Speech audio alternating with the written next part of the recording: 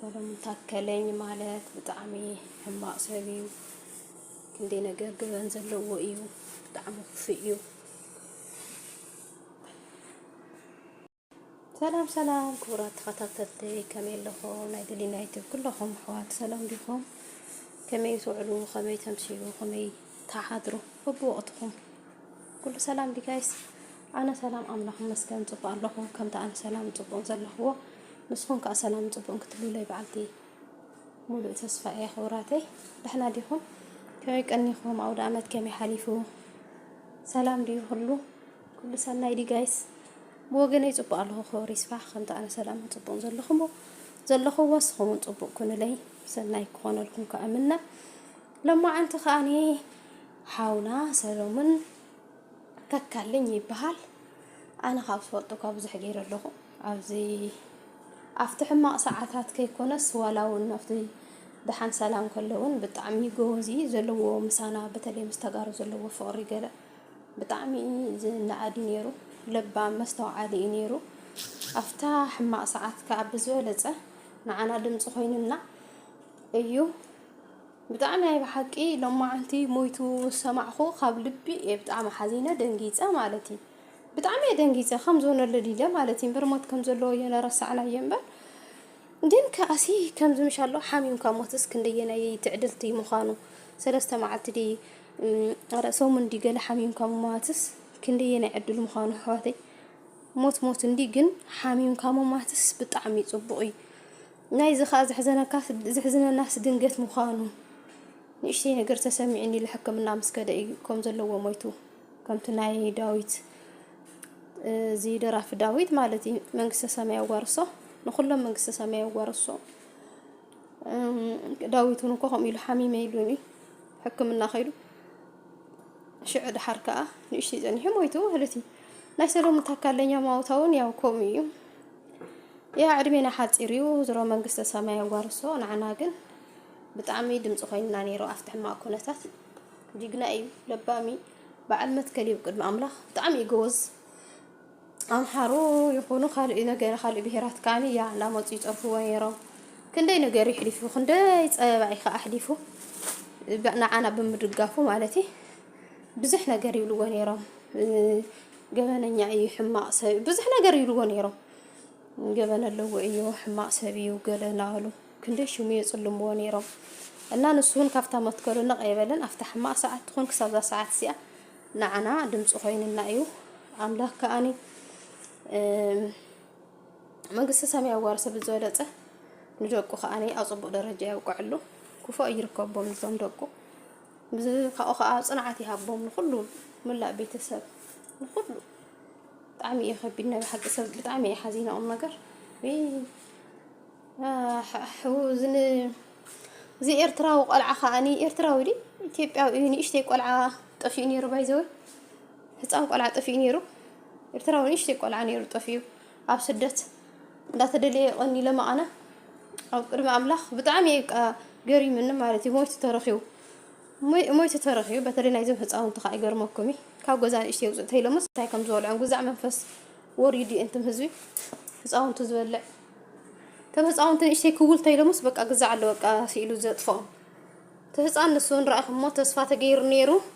በተለይ እዛ ኣብ ካሜራ ሪኢኹሞ ዲኹም ዝኾነ ዓብይ ሰብኣይ ሕዝ ኣቢልዎ ተሰማይ ስግን ብኸመይ እዚ ተፈለጠ ጨኒቐን እዩ ዘላ ኣነ ተፈሊጡ ዲ ከመይ እኒ እቲ ናይ ሕጊ ናይ ኣውሮፓ ይፈልጦን በስ ግን ከምዚ እቲ ሰብኣይ ፅርግያ ሒዙ እንዳኸደ ከሎ እቲ ህፃንስ ሕዝ ኣቢልዎ ነይሩ ካብኡ ግን ኣይተንቀሳቐሰን ካሜራ ስኢሉ ውግፍ ኢሉ ይመስለን ደው ኢሉ ስኢሉ ኣነ ይረኣኽዎን ድሕሪኡ እቲ ገፅ ናይቲ ሰብኣይ እውን ኣይረአን እንታይ ከም ዝኾነ ንድዒ ብዝበለፀ እቲ ህፃን ንሱ ሞይቱ ተረኺቡ ኢሎም እዮም ትማሊ ገለ ሸር ኢሎሞ እቲ ለይቲ ደስ ረኣኹ ሸር ኢሎሞ ናይ ብሓቂ ብልቢ እየ ደንጊፀ ኣምላኽ እንታይ እሞ ክበሃል ኢልኩም ኢኹም መፅንዕ መንፈስ ይልኣኸሎም ንኩሎም ስድራ ናይቲ ህፃን ወለዱ እውን ናይቲ ሓውና ሰሎምን እውን ናይቲ ህፃን ወድና እውን መንግስተ ሰማይ ዋርሶም እንትዕሉ ብጣዕሚ ዘፍርሐካት ግዜ ትሪእዎ ኣብ ዝኾነ ክትከዱ ከለኹም መንገዲ ንእግሪ መንገድኩም ክትከዱ ከለኹም ከዓ በተለይ ኣብ ደገ ኣብ ኤውሮፓታት ማለት እዩ ኣብ ኤውሮፓ كندي زعبد خاطر إيمان إسي حميمو رؤسو سيحيتو جالة تركب أو يرخو تريقوم ديهم كم يزول من أسك تين خون لنا تعمي تجزء فرحكة عدمينا 5 حد صار يمو صبوا أحاسيبنا صدق خيكونا فقر سويخنا تفتح ما ساعات كواري خمو أفتح ما ساعتنا أنا خندي أنا يدمز أخوينا تساعي وسمارتي نحنا خأنا زخوني يخون ودسب سلنا هنا بهيرين هنا زيج أنا أيون هنا 5 زي كنا نزخونا ودسب كما خزوله حما كرخو كله دمز أخذ كونا لكا رديكم دي نسب حما أسكي أين من نجايس طبق محساب طبقي نبع على خا نخ مكة مالتي نقطع مكة على خا نخ حشكة طبق محساب طبقي ما طبق الحساب بزولة أخا أنا فقر كم زعلنا أنا نموت جايس ترديكم دي كوميا لو سو بزوفر أي ولا سنزله وحدي تعدلن يعني بقى وحدي بقى بعد ما يوم تريقوا عفت بحري من أسيك بحر خاط اليومنا إثيوبيان اليوم بحري